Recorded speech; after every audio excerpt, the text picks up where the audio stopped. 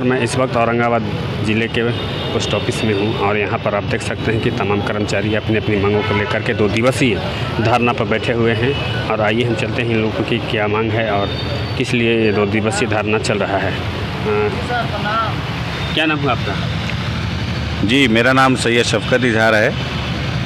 मैं भारतीय डाक कर्मचारी संघ, अखिल भारतीय डाक कर्मचारी संघ का जिला सचिव हूँ। क्या मांगों को लेकर के 2 दिवसीय धरना? आज हम लोग का दूसरा दिन है हड़ताल का और पहला दिन हम लोग पूरे तौर पे सफल रहे और आज दूसरे दिन में आज हम लोग भारतीय डाक विभागीय कर्मचारी संघ, ऑल इंडिया नेशनल फेडरेशन संघ और ग्रुप सी और हमारे जीडीएस एम्प्लॉय जितने भी हैं और पोस्टमैन, सारे जितने भी विंग है पोस्टल एम्प्लॉय यूनियन के, सारे विंग हम लोग 2 दिवसीय हड़ताल पे हैं। और आज हम लोग का दूसरा दिन है। प्रधान डाकघर के प्रांगण में आज हम लोग पूरे 110% बंदी के साथ सफल हैं। और हमारे साथ जो यूनियन के जो बगल में हमारे नेता हैं संजय कुमार सिंह जी, ये नेशनल फेडरेशन के जिला सचिव हुए, और हमारे साथ ये बैठे हुए हैं श्री मुद्रिका सिंह जी, जिला के भारतीय डाक ग्रामीण सेवा के ये जिला सचिव हुए।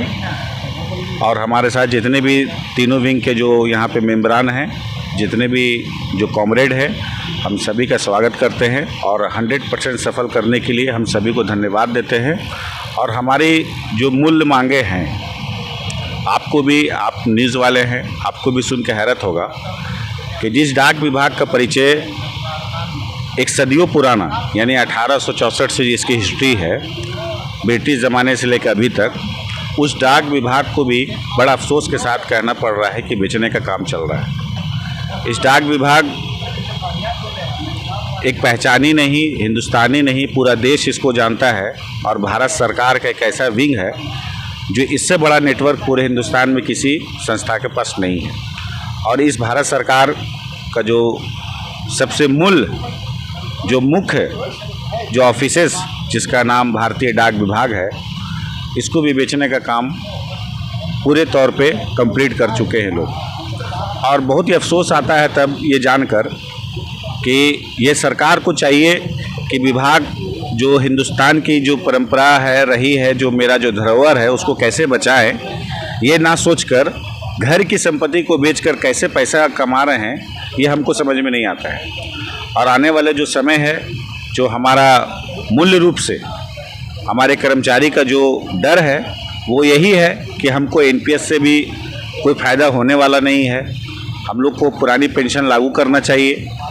हमारा, आपको भी हैरत होगा, आप भी उस दौरान न्यूज़ ले रहे होंगे कि जिस समय पूरे महामारी में, पूरे वर्ल्ड महामारी में, जिस समय कोरोना काल में डर के मारे घर में था, सेफ था, लोग दरवाज़ा नहीं खोल रहे थे, उस समय भी जो कर्तव्य हमने निभाया डाक विभाग ने, आपको दरवाज़ा तक जाकर हम लोग दवा दिए, आपको पैसा पहुंचाए, आपको जितनी भी ज़रूरत की चीज़ें थे भारतीय डाक विभाग ने आपके घर तक जाके पहुंचाया। और हमको उसका फल क्या मिला?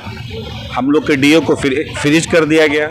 आज तक हम लोग का डीए को रिलीज़ नहीं किया गया है। ये कैसा इंसाफ है? आप एक तरफ कहते हैं कि हम बहुत अच्छा सारे चीज़ को, हिंदुस्तान को बहुत आगे लेके जाएंगे, लेकिन घर की संपत्ति को बेच के कहाँ कोई आगे जाता है? हमको तो समझ में नहीं आता है ये कैसी सरकार है। बिल्कुल ठगने वाली बात करती है। और हम लोग आज तक जितने भी केंद्रीय कर्मचारी हैं, कहीं पर भी हम लोग मजबूर हैं और पूरे तौर पर अपने भविष्य के साथ डरे हुए हैं कि आने वाले समय में मेरे बच्चों के साथ क्या होगा। हमारे घर में अगर किसी तरह की अचानक कोई घटना होती है या किसी तरह का हमको पैसे का ज़रूरत पड़ा, तो किसी भी केंद्रीय कर्मचारी से आप पूछ लीजिए जो 2005 के बाद हैं, वो एनपीएस से पैसा कैसे निकाल लेंगे?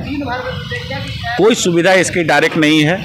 और मेरा पैसा कितने द्रम में, कितने परसेंटेज के साथ, किस महीने में कब जमा हो रहा है, और जो बीच का महीना है जहाँ पे विलम्ब होता है आपकी 5 महीना बाद आपका एनपीएस जमा हुआ, उस बीच का इंटरेस्ट कौन देगा, उसका एयर कौन देगा? ये सारी बातें हैं जो हम लोग बिल्कुल परेशान हो चुके हैं। और हमारी जो मांगे हैं बिल्कुल जायज़ है।